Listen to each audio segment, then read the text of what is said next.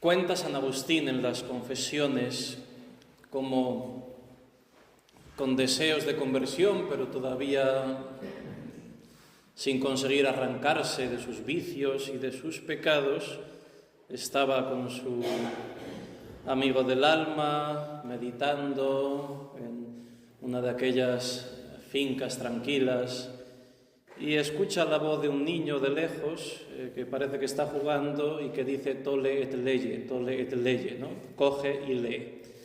Y él, que había estado comentando con su amigo las cartas de San Pablo y que tenía casi a la mano el manuscrito, hace caso a esa voz, interpretándola como un signo del cielo, abre las cartas de San Pablo y se encuentra con aquel texto a los Romanos donde nos dice el apóstol: ya es hora de despertaros del sueño, porque ahora la salvación está más cerca de nosotros que cuando abrazamos la fe.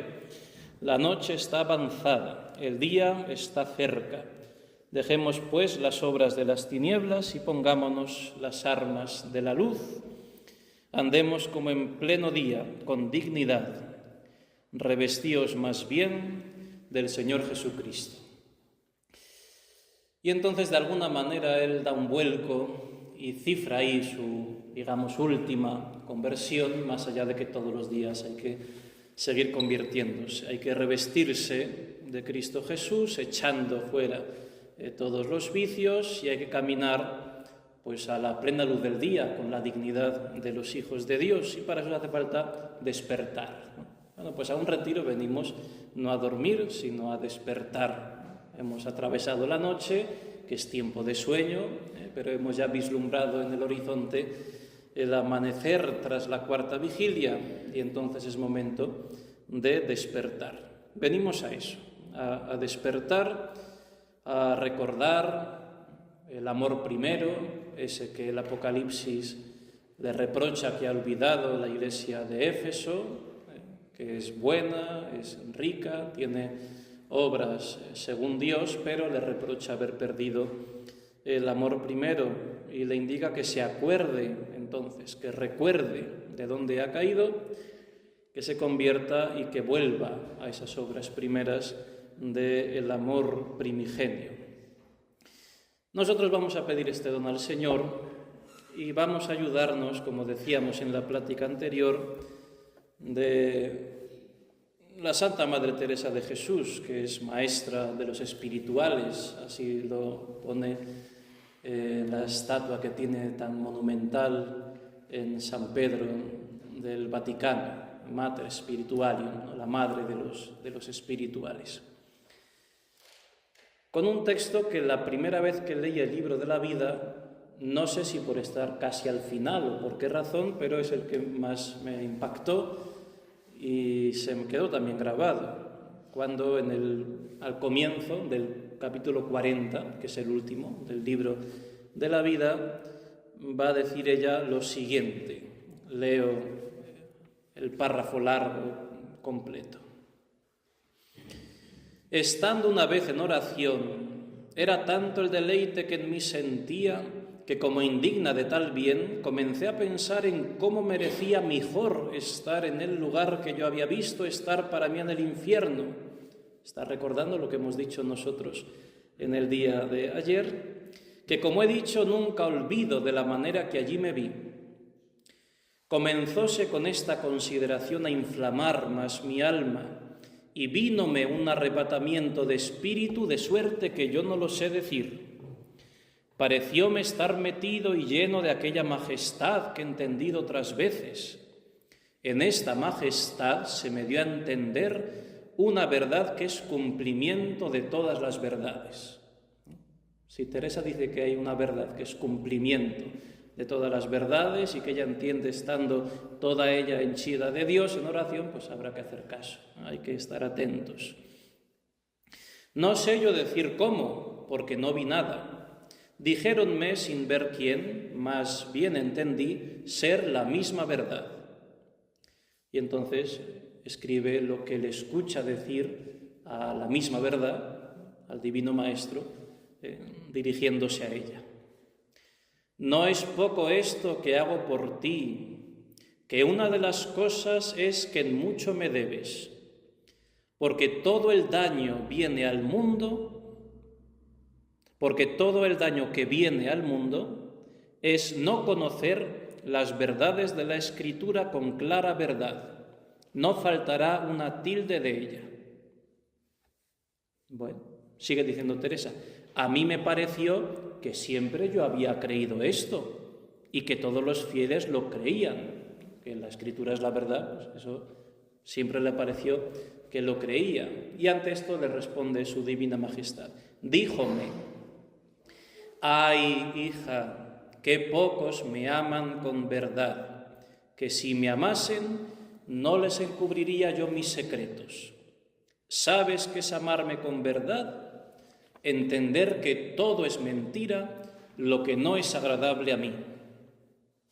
Con claridad verás esto, que ahora no entiendes, en lo que aprovecha a tu alma.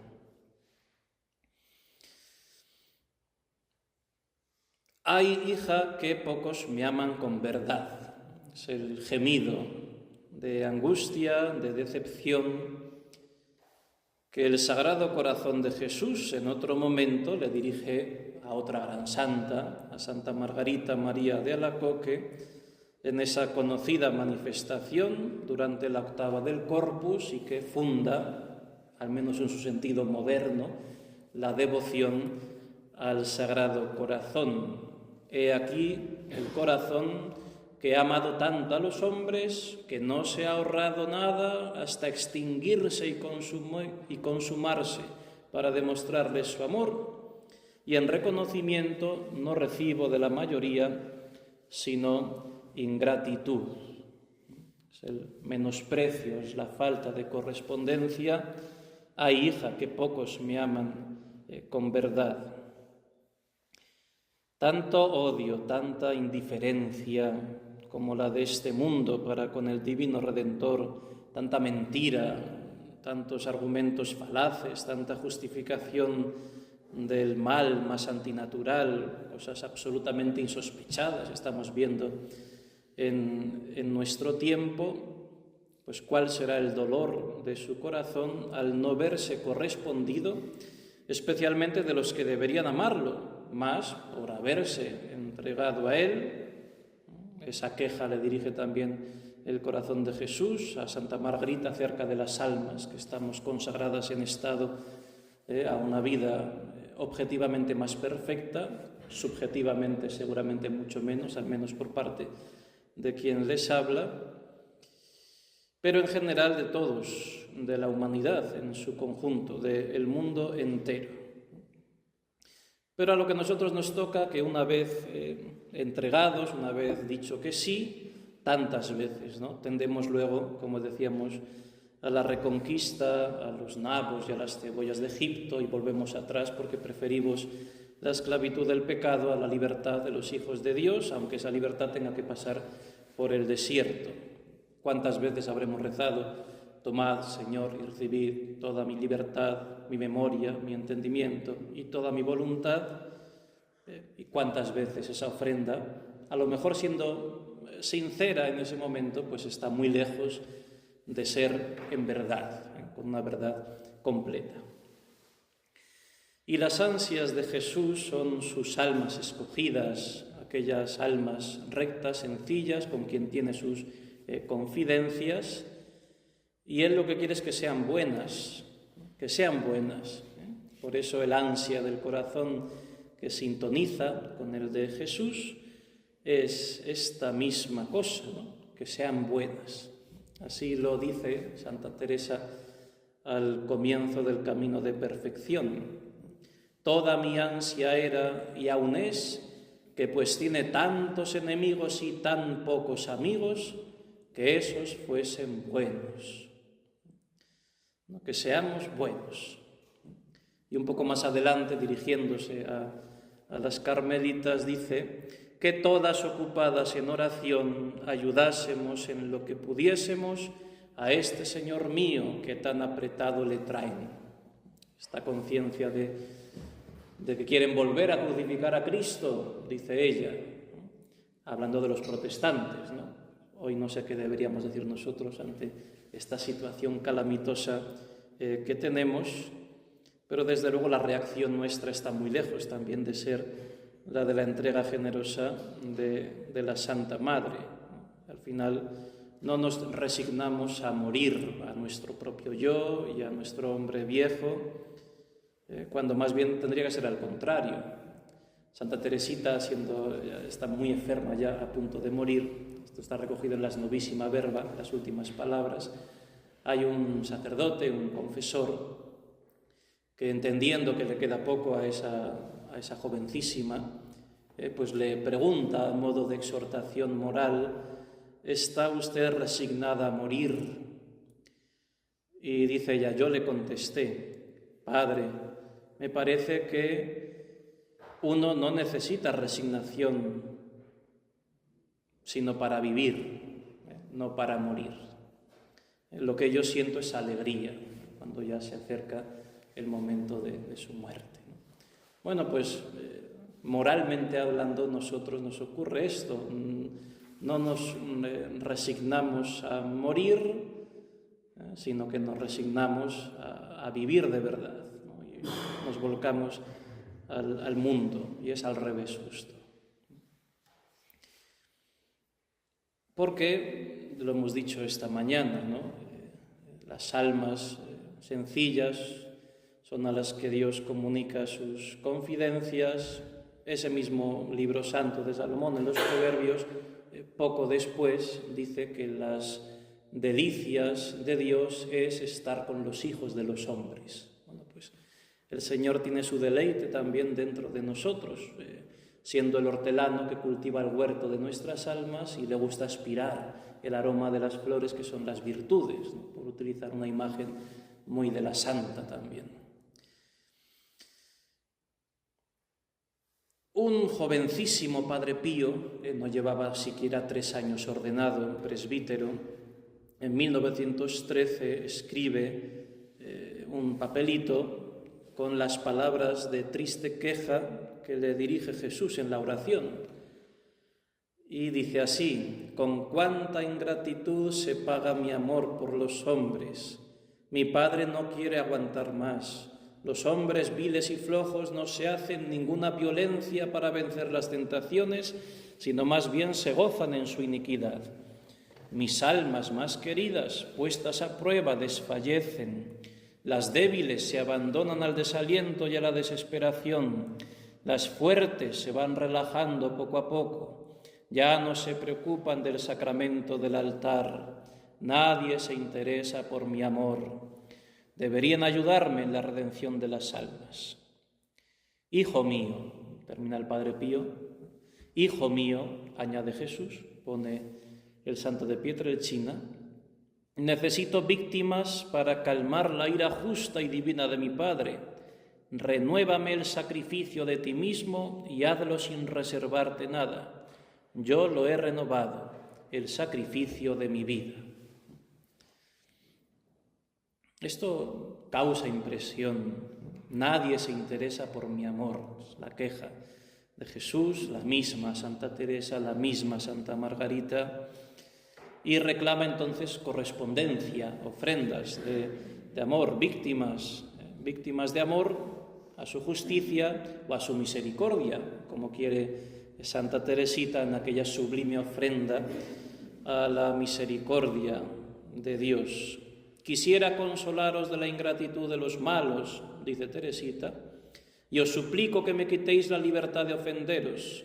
Si por debilidad caigo alguna vez, que inmediatamente vuestra divina mirada purifique mi alma, consumiendo todas mis imperfecciones como el fuego que transforma todas las cosas en sí mismo.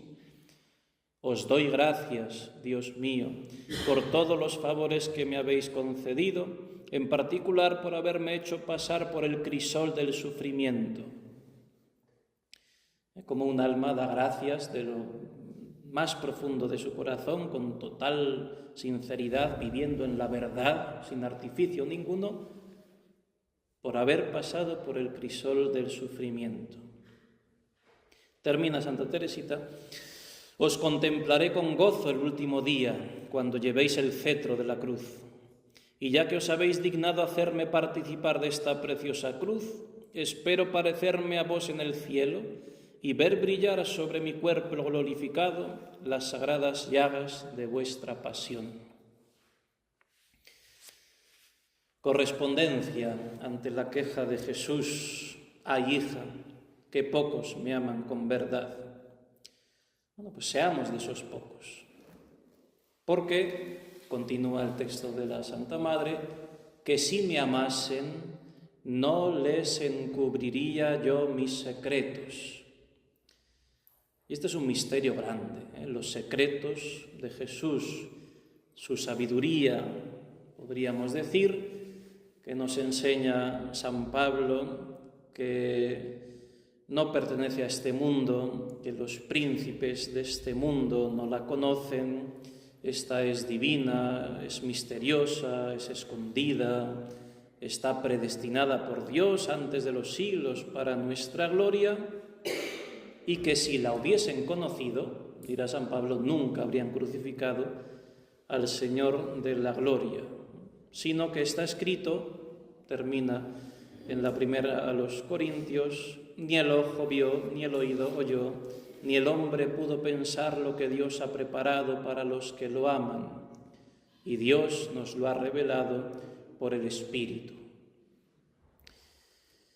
Entonces, para San Pablo, toda su obsesión será predicar un Cristo, pero que es un Cristo crucificado. Escándalo para los judíos, necedad para los gentiles, pero para los llamados judíos o gentiles, griegos, un Cristo que es fuerza de Dios frente al posible escándalo y sabiduría de Dios frente a la aparente necedad del mundo. Y nunca entre vosotros me preciedes al ver cosa alguna, sino a Jesucristo y este crucificado. Bueno, este es el camino, ¿no? Jesucristo crucificado, fuerza de Dios, el león de la tribu de Judá, que vence, y sabiduría de Dios por el camino, aparentemente necio, de la humillación de la cruz. Esta es la sabiduría que nos revela Dios por medio de las palabras del apóstol, y el conocimiento o el crecimiento en esa sabiduría, que es de lo que estamos intentando hablar, ¿no? Si me amasen, no les encubriría yo mis secretos, mi sabiduría. Ese conocimiento que nos hace suspirar por él y hemos de anhelar. San Ignacio, por ejemplo, en sus ejercicios insiste también en esto, ¿no? Pedir conocimiento interno de Cristo para que más le ame y le siga. Lo de los santos al final son vasos comunicantes, que es la misma verdad, porque es obra de Dios.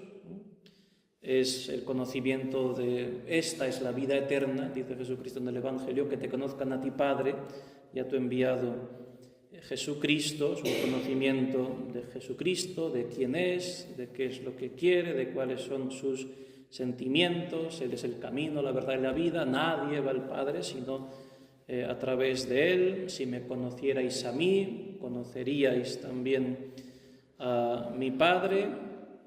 Y ahora ya lo conocéis y lo habéis visto, dirá misteriosamente Jesús en la intimidad del cenáculo.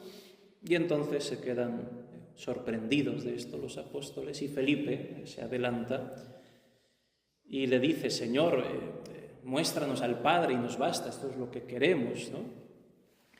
Y entonces el Señor, con su paciencia infinita, tolerante, tranquila, que acompasa y que nunca presiona las almas, no va por delante, sino que va acompañando por detrás para no dejarlas pues fuera de sitio, le dice: pues, tanto tiempo con vosotros, entre vosotros, viviendo dentro de vosotros, en nuestro caso por el bautismo, y no me conoces, Felipe. Quien me ha visto a mí, ha visto al Padre.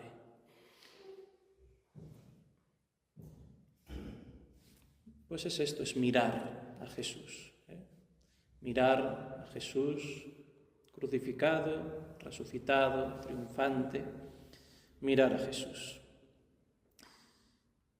Ayer creo que rápidamente citábamos,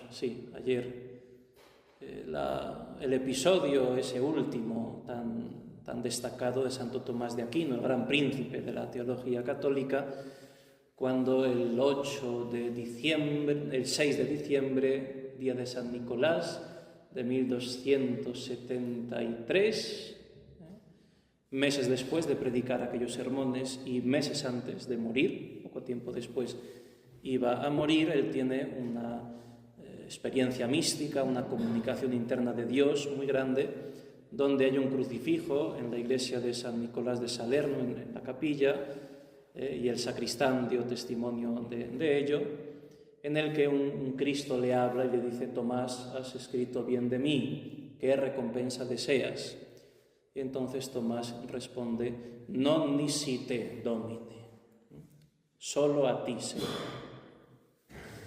Y entonces, ¿cuál sería el chispazo de sabiduría, de intimidad, de confidencia, de misterio que Dios le comunica, que él considera en comparación de eso paja todo lo que ha escrito? Y el manuscrito de la Suma, que es la gran catedral de la teología que estaba él culminando, ni siquiera estaba todavía concluida, pues la arroja rápidamente a las llamas, porque no vale para nada comparado con lo que él ha visto, ¿no? La Suma de teología, esto se dice rápido, ¿no? El cielo visto desde la tierra, así llamaba la Suma el Papa Pío XI, ¿no? Hay más de 2.600 artículos, soluciona más de 10.000 argumentos, es un monumento, una catedral del pensamiento, y Santo Tomás la arroja, ¿no? a las pajas, como una paja al fuego. Bueno, pues es esto, non nisi te, Domine, es lo que deseamos, solo a ti, Señor, almas rectas, almas en verdad, almas sin mediaciones, sin complicaciones. Esto es, ¿no? Nada me sabe a nada sino Jesús. Citábamos a San Bernardo el primer día. San Pablo no quiere saber otra cosa y no se precia de saber otra cosa sino a Jesucristo y este crucificado, porque, dice San Juan de la Cruz, otro de los gigantes que hemos traído mucho estos días, en el segundo libro de la Subida, porque en darnos, como nos dio a su Hijo, que es una palabra suya, que no tiene otra, todo nos lo habló junto y de una vez en esta sola palabra, y no tiene más que hablar. Dios se ha quedado como mudo y no tiene más que hablar, porque todo lo que hablaba antes en partes a los profetas, ya lo ha hablado todo en él, dándonos al todo, que es su Hijo. Por lo cual, el que ahora quisiese preguntar a Dios o querer alguna visión o revelación, no solo haría una necedad, sino haría agravio a Dios, no poniendo los ojos totalmente en Cristo, sin querer otra alguna cosa o novedad. Bueno, pues cuántas veces hay dudas, hay preguntas, decimos: Señor, ¿por qué esto? Dame luz en esto, y nos empeñamos y nos enfadamos y nos complicamos porque no hay respuesta del cielo. Pero si está todo ahí, está todo en darnos como nos dio a su Hijo, que es su palabra, que no tiene otra, ahí está todo. Por eso Dios está como mudo, no mudo porque habla con su verbo, su palabra hecha carne, que es Jesucristo y este crucificado.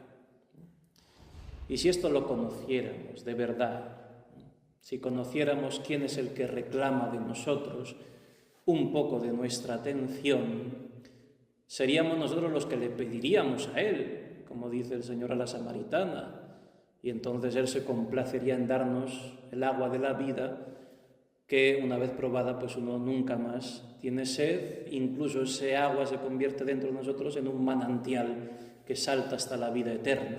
Pues esto es, ¿no? Que pocos me aman con verdad, que si me amasen no les encubriría yo mis secretos. Es el corazón de Jesús en quien están todos los tesoros de la sabiduría y de la ciencia, donde nosotros beberemos las aguas de la salvación, aurietis aquas, dice el profeta Isaías, título de la Carta Magna del Corazón de Jesús, una encíclica de su santidad venerable y añorado Pío XII, porque es el corazón de Jesús lo que predica también San Pablo, con otras palabras, no con esta palabra explícita del corazón, pero a mí me ha sido dado anunciar o explicar, dice él, las investigables divitias Christi, las inescrutables riquezas de Cristo. Título este de la carta sobre el corazón de Jesús de su santidad Pablo VI. No quiero saber otra cosa, sino a Jesucristo y este crucificado. Pues bien, esto es, ¿no? Esta es la sabiduría. Pero no hemos de confundirnos, no es saber muchas cosas de Dios, no es ser muy erudito, no es cultivarse, leer mucho, hacer muchas cosas, no, esto es, hace falta en la medida en que uno pues tiene obligación o interés o eso es propicio y es positivo, pero no es esto. No el mucho saber harta y satisface el alma, dirá San Ignacio, sino el gustar de las cosas internamente.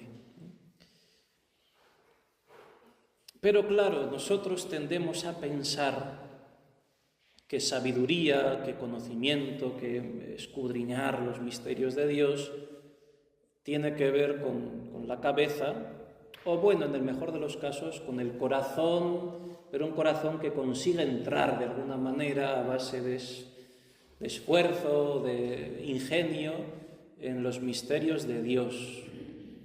Y es entonces cuando de nuevo el Señor nos pone en nuestro lugar, nos da una dosis de realismo, que es lo que tantas veces nos falta, y nos dice que no, que todo se reduce a la caridad, y la caridad se expresa en obras. Santa Teresa de Jesús, muy enferma ya, el último año de su vida, si no recuerdo mal, 1582, venía de la fundación de Burgos, que es la última, si no recuerdo mal, hay aquí algún burgalés. Tuvo que pasar por Valladolid, donde estaba de priora su sobrina carnal, María Bautista, y hacía un tiempo que había una pelea familiar por herencias, por cosas muy desabridas y muy preocupantes, muy dolorosas para Santa Teresa. Ella misma explicará que este fue el mayor sinsabor de su vida, quizá porque estaba al final, quizá por la traición de los más cercanos. Aquella sobrina estaba con ella cuando en la encarnación de Ávila, sin todavía haber reformado el Carmelo, piensan y están hablando de hacer esta gran obra, ¿no? Y esa es una sobrinita que enseguida se apunta y había sido pues también un pilar dentro de esas primeras grandes fundadoras, ¿no? Y hay una traición ahí que Teresa le duele especialmente, hasta tal punto que estando en Valladolid le dice su propia sobrina, que era la priora, márchase y no vuelva más nunca por aquí. Y justo en ese instante estaban solas, pues llega el resto de la comunidad porque advierte que Teresa, la gran madre fundadora, se va, y preocupadas aquellas almas cándidas que no sabían qué estaba pasando, pues le preguntan, ¿ya se marcha, madre? Y entonces cuenta los procesos de beatificación y de canonización, que ella, despidiéndose de cada una con infinito cariño y afecto, sin protestar de ninguna manera, les dice una especie de 3 consejos, que es de alguna manera un testamento espiritual de Santa Teresa. Hijas, miren por el bien de la religión. La religión es la orden que estaba fundando, no la religión católica. Miren por el bien de la religión, dense a tener grandes deseos, que aunque no los puedan poner por obra, se saca mucho provecho, y no hagan las cosas solo por costumbre, sino haciendo actos heroicos de mayor perfección.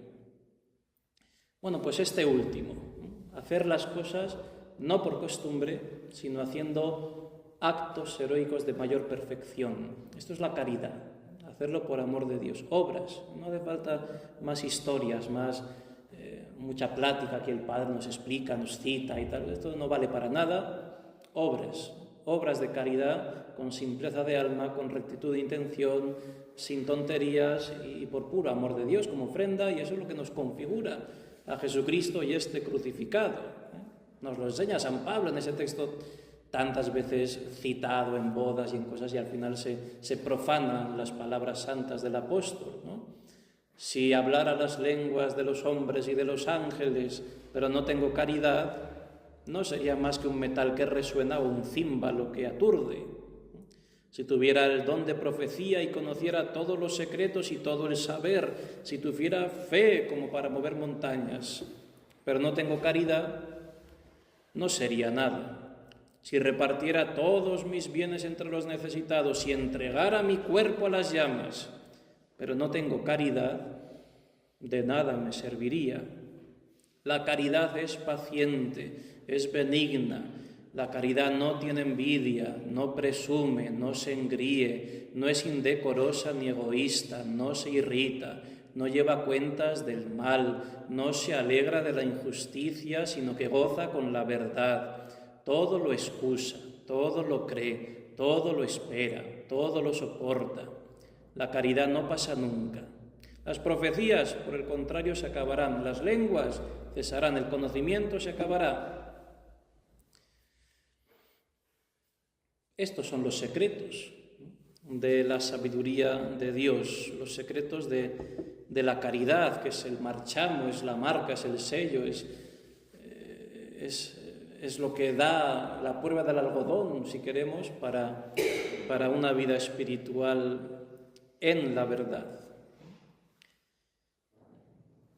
Por eso enseñan los teólogos que a más caridad, pues más gracia de Dios en el alma, y que al final en el cielo el nivel de gloria será parejo al nivel de caridad que se haya alcanzado en el tiempo de merecer, que es aquí nuestra vida mortal. Y por eso son unos secretos que no los encubriría el Señor si le amásemos con verdad, porque el amor es la caridad de Dios derramada en nuestros corazones por el Espíritu Santo que se nos ha dado. Tenemos que grabar a fuego en nosotros lo que enseña la Santa Madre Teresa. Si queremos descubrir la verdadera caridad, amar con verdad, que nos hace conocer las confidencias, los secretos de la sabiduría de Dios, terminaba ese texto que hemos citado de Santa Teresa, entender una cosa, una sola cosa. Entender que todo es mentira, lo que no es agradable a mí. Y ya está, no es más complicado, es súper simple. Es mentira lo que no es agradable al Señor.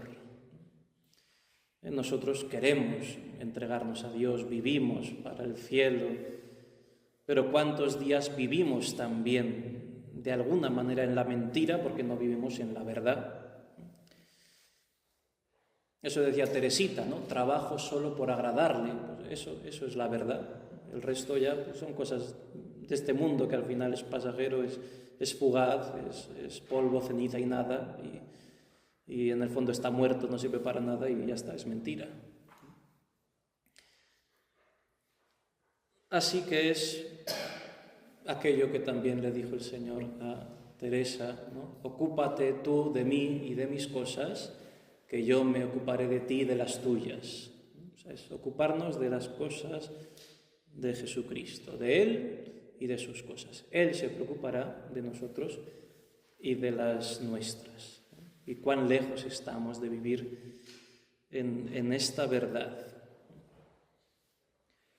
Cuántas tonterías, cuántas tristezas absurdas, cuántos agobios, cuando el mismo Dios está conmigo. Solo comulgar ya es la antesala del cielo. Dice Teresa, cuando uno tenga un poco frialdad de alma y no sepa cómo calentarse para después de comulgar, que se coja las llamadas así cuentas de conciencia de Santa Teresa, que le manda al confesor escriba precisamente como efecto de la Sagrada Comunión principalmente, ¿no?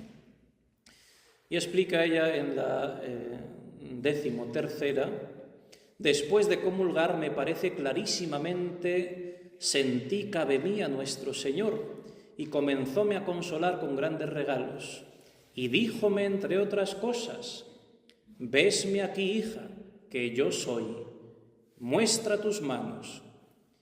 Y parecíame que me las tomaba y llegaba a su costado y dijo: «Mira mis llagas, no estás sin mí, pasa la brevedad de la vida». Bueno, pues, no estamos sin Él, ¿no? Él nos toma sus manos, nuestras manos, las pone en su costado y nos dice: «Vesme aquí, hijo, yo soy, yo estoy contigo, no temas». Ese oficio de consolar que trae el Señor en las apariciones, resucitado a sus apóstoles: «Soy yo, no temáis, mirad mis manos y mis pies, estoy aquí». Esa es la vida de los resucitados, y hemos resucitado con Cristo. Busquemos los bienes de allá arriba. Pero eso con realismo, obras, obras, obras. En las quintas moradas, son 7, pues, hacia el final, hacia el culmen de la obra magna, el castillo interior de Santa Teresa, ella insiste en esto. Dice que no, hermanas, no. Obras quiere el Señor. Y que si ves una enferma a quien puedas dar algún alivio, no se te dé nada de perder esa devoción y te compadezcas de ella. Y si tiene algún dolor, te duela a ti. Y si fuere menester, lo ayunes, porque ella lo coma, no tanto por ella, como porque sabes que tu Señor quiere aquello. Esta es la verdadera unión con su voluntad, y que si vieres loar mucho a una persona, te alegres más mucho que si te lo hacen a ti. Esto, a la verdad, fácil es que si hay humildad, antes tendrá pena de verse loar. Mas esta alegría de que se entiendan las virtudes de las hermanas es gran cosa, y cuando viéremos alguna falta en alguna, sentirla como si fuera en nosotras y encubrirla. Es la caridad, ¿no?, entre las hermanas, y que nos vale a nosotros como católicos para cualquier prójimo, ¿no? Por eso no quiero pasarme de tiempo. Fuera las niñerías, fuera las tonterías, fuera me han dicho, me han hecho, esto es así, esto es asá, y las madejas de complicaciones de todo tipo. Humildad, que es andar en verdad, alegría, porque de muy buena gana, decíamos en la meditación del infierno, pues tomamos aquello que nos cuesta o que nos hace sufrir. Santa Teresa, al comienzo del camino de perfección, pone como un trípode en el que construir toda la vida de comunidad, ¿no? Amor de unas con otras, desasimiento de lo criado y humildad verdadera, que aunque lo digo a la postre, es la principal. Estos giros del castellano de Teresa, que siendo desordenada a su vez tiene orden y es maravilloso, ¿no? Pues esta humildad verdadera, humildad verdadera.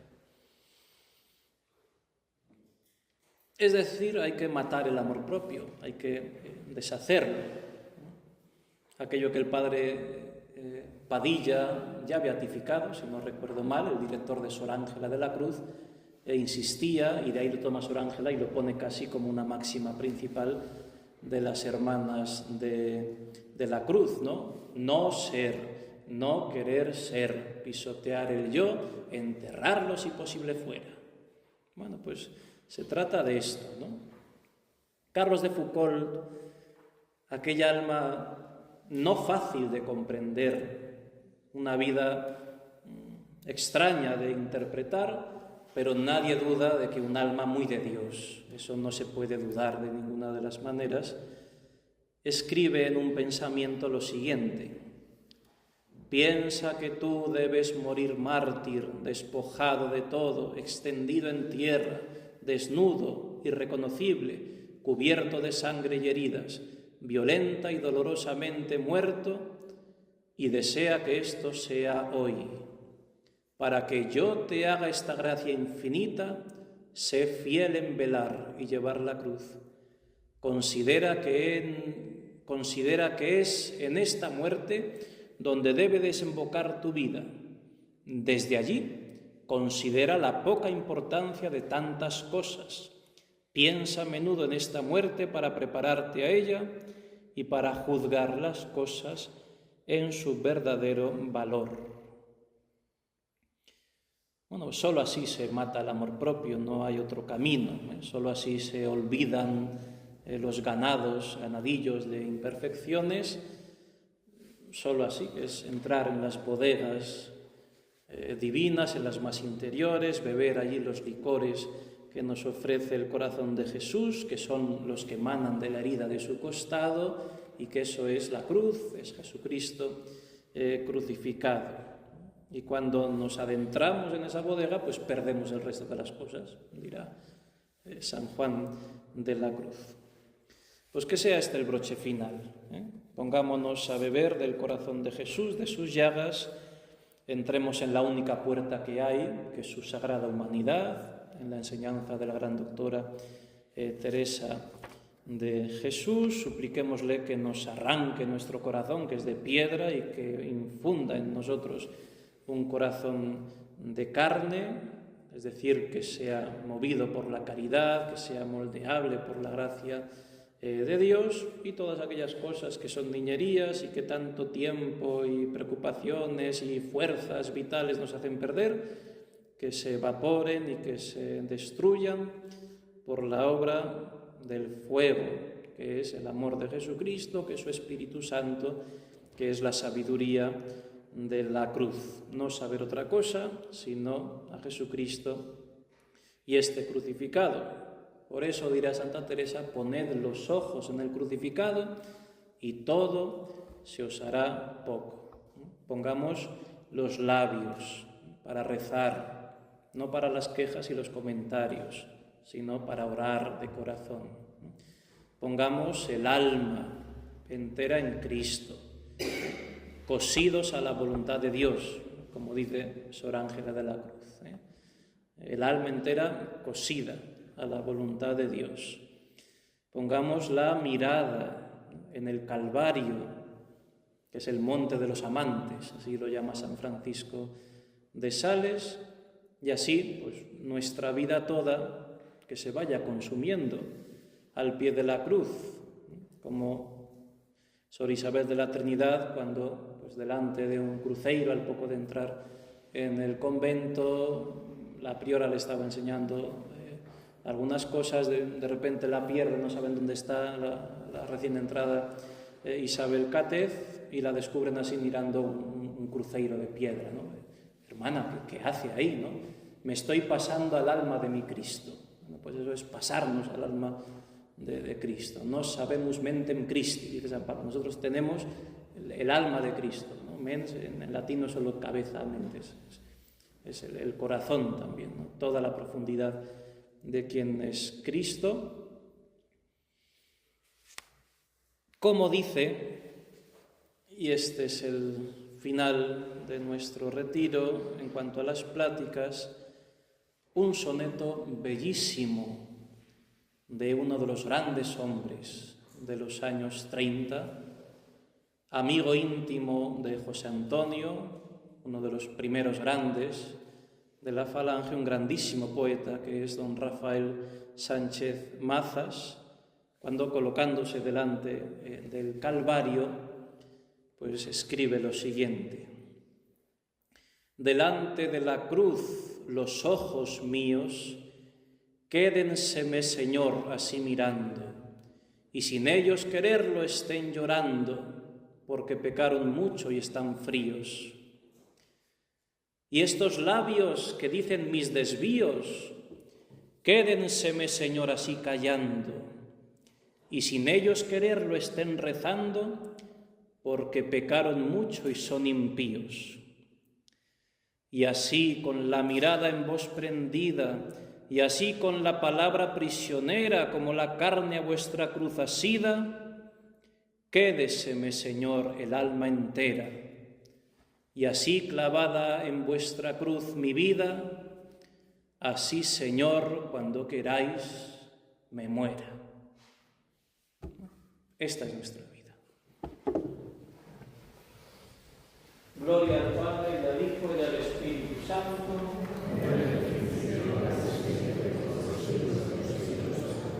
Sagrado Corazón de Jesús, Inmaculado Corazón de María,